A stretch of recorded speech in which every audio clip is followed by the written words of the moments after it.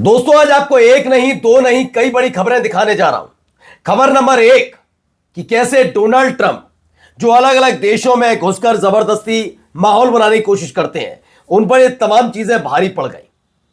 आप सोच सकते हैं कि डोनाल्ड ट्रंप एक कार्यक्रम में शिरकत करने जाए। डोनाल्ड ट्रंप अमेरिका के राष्ट्रपति, उन्हें कोई लेने ना आए, वो खुद उतरे नीचे चौपर से, फिर वो लाल कारपेट जो देखी हुई उस पर निकले। सोच सकते हैं, हाँ हो गया भाई, सबने धुतकार दिया पूरी तरीके से। खबर दूसरी ये निकल कर आई कि एक तरफ अमेरिका धमकी दे रहा था ईरान को कि परमाणु बम वाला जो कार्यक्रम है रोक दो, लेकिन इसी बीच ईरान के अंदर कुछ हुआ है। क्या हुआ है दिखाऊंगा, जिसने अमेरिका की घिग्गी बांध दी। और तो और अचानक से इस पूरे घटनाक्रम के बीच कहां भाग गए नेतन्याहू। जी हां, इजराइल के प्रधानमंत्री नेतन्याहू सीक्रेट तरीके से, चुपचाप तरीके से देश छोड़कर भाग गए। यह खबर वहीं उसी देश के चैनल की तरफ से निकलकर सामने आई है। तो क्या भगोड़े साबित होने वाले नेतन्याहू? ट्रंप की बेइज्जती, एक दिन पहले गाली पड़ी थी, अब यह हो गया। और तो और क्या ईरान ने परमाणु बम बना लिया है? नमस्कार, मैं हूं प्रज्वल गौतम और आपको मैं दिखाने जा रहा हूं कि मिडिल ईस्ट के अंदर क्या क्या हो रहा है। ईरान में जब ये प्रदर्शन शुरू हुए तो दंगाइयों के भेष में जो प्रदर्शनकारी खड़े किए गए थे, उसकी पोल खुली।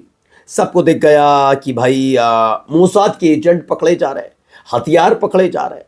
अभी हमने आपको एक खबर भी दिखाई जिसमें हमने देखा कि ईरान के बच्चों को गोली मारी गई थी। ईरानी बच्चों को, छोटे छोटे बच्चों को, 8-8 साल 5-5 साल के बच्चों को गोली मार दी गई। और जो बुलेट निकल कर आई उसमें पता लगा वो इजराइल की बुलेट थी, इजराइल की तरफ से भेजे गए हथियार थे। ये क्लियर हुआ। वो सब खबरें दिखाऊंगा, लेकिन पहले देखिए फजीयत। देश दुनिया का सबसे शक्तिशाली राष्ट्र होने का दावा करने वाले वहां के राष्ट्रपति की हालत क्या है, जरा देखिए पहले।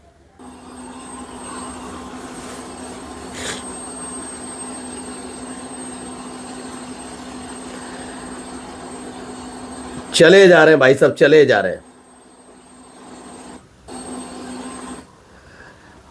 दुनिया में खुद को सबसे शक्तिशाली कहने वाले ट्रंप जब दावोस में उतरे थे, बस वे थे और लाल कालीन थी। दरअसल ये खबर मेरे पास आई लेकिन पुख्ता नहीं थी। अब पुख्ता हो गया कि हां वाकई दावोस में डोनाल्ड ट्रंप को अकेला छोड़ दिया गया। जैसे होता क्या है ना कि जब कोई भी देश का, ये तो तब भी दुनिया के सबसे शक्तिशाली देश में से शुमार अमेरिका के राष्ट्रपति हैं, फिर भी अलग अलग देशों के जब राष्ट्राध्यक्ष पहुंचते हैं तो सम्मान समारोह के लिए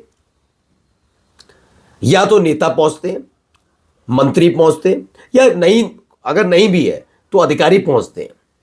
अमेरिका के लिहाज से अगर मुझे देखा जाए तो बड़े बड़े मंत्रियों को पहुंचना चाहिए था, बड़े अधिकारी मतलब हुजूम होना चाहिए था गुलदस्ता लेकर। कोई गुलदस्ता लेकर खड़ा ही नहीं था।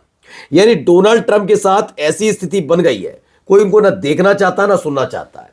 वजह भी क्या है ना कि डोनाल्ड ट्रंप चाहते तो है ये कि मुझे पीस प्राइज चाहिए, नोबल पीस प्राइज। ओह, मुझे क्यों नहीं मिला, उसको क्यों मिला और ये क्यों हुआ। लेकिन हकीकत यह है कि इस व्यक्ति ने 20 जनवरी 2024 में सत्ता हासिल करने के बाद सिर्फ दुनिया भर में तमाशे किए। युद्ध भड़काना, दूसरा क्या किया, डराना टैरिफ के नाम पर, ये तमाम तमाशे किए। कुछ देश झुके, बहुत सारे देश हैं, नाम लेने की जरूरत नहीं मुझे, आपको पता भी होगा। वो देश झुके, उनके राष्ट्रीय अध्यक्ष की थर-थर कांप गए। लेकिन कई ऐसे देश हैं जिन्होंने रीढ़ की हड्डी सीधी की और अमेरिका को उसकी औकात बताई। उनमें से कई देश भी है। अब हालत क्या हो गई है, कोई लेने नहीं आता, मेरे भाई को कोई पूछने नहीं आता, यह हालत है। अब एक और खबर निकली। अब यह खबर है नेतन्याहू से जुड़ी हुई।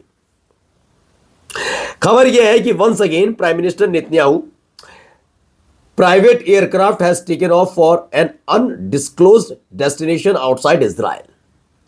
खबर यह निकल कर आई है कि एक तरफ ईरान बहुत गुस्से में चल रहा है क्योंकि उस तक रिपोर्ट पहुंची है कि उसने ईरान के छोटे बच्चों को निशाना बनाया और जो गोली निकली वो इजराइल की, यानी जो बुलेट है, बुलेट का मतलब गोली, वो इजराइल की है।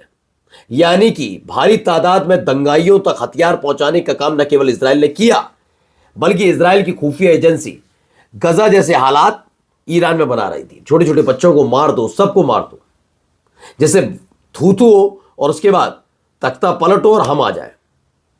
लेकिन जैसे ही खुलासा हुआ उसी बीच अचानक से खबर आई है कि नेतन्याहू अपना देश छोड़कर कहीं चले गए। ना सरकार को पता, ना मंत्रियों को पता, ना अधिकारियों को पता। अब घर वालों को पता नहीं, पता ये मालूम नहीं, लेकिन फिलहाल पूरे इजराइल में हड़कंप है कि नेतन्याहू कहां गए। तो क्या नेतन्याहू ने देश छोड़ दिया है? नेतन्याहू समझ गए कि ये तमाशा करना उन पर भारी पड़ गया और हालत ये हो गई है कि अब उनके ही अपने देश में उनके खिलाफ न केवल कार्रवाई हो सकता है ईरान एक बड़ा अटैक कर दे। क्योंकि ऐसा नहीं है कि नेतन्याहू का जो खुद का आवास है, जिसे बहुत ज्यादा अति सुरक्षित बताया जाता है, वो भी कई बार रडार पर आ चुका है। उसके ठीक बराबर में हमला भी हो चुका है, एक तरीके संकेत देने के लिए। तो क्या इस बार ईरान एक बड़ा हमला करने जा रहा है इजराइल पर? और यही एक डर है जिसकी वजह से नेतन्याहू अपने देश को छोड़कर भाग गए।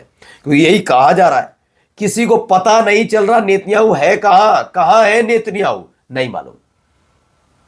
एयरक्राफ्ट कहां गया नहीं मालूम, क्यों उड़ा नहीं मालूम, क्या वजह थी नहीं मालूम। नेतन्याहू की गायब होने के पीछे की थ्योरी किसी को नहीं मालूम। चलिए अगली खबर अब आपको दिखाता हूं। अचानक से ईरान का एक इलाका, खासकर वो इलाका जो उस बात के लिए कोई भी देश होता है तो अलग अलग इलाकों को चिन्हित करता है, उनमें से एक इलाका ईरान में चिन्हित किया गया था जहां पर अगर ईरान परमाणु हथियार बना लेता है, परमाणु बम बना लेता है, तो टेस्टिंग वहीं होगी। उस इलाके में अचानक से 4.4 मैग्नीट्यूड का अर्थक्वेक यानी कि भूकंप आ जाता है। और आता कहां है? 10 किलोमीटर नीचे तक, जमीन के 10 किलोमीटर नीचे तक।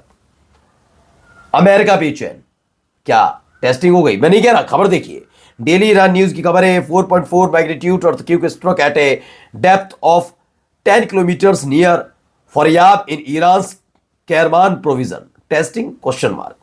सवाल उठने लगे कि क्या कोई टेस्टिंग तो नहीं कर ली गई।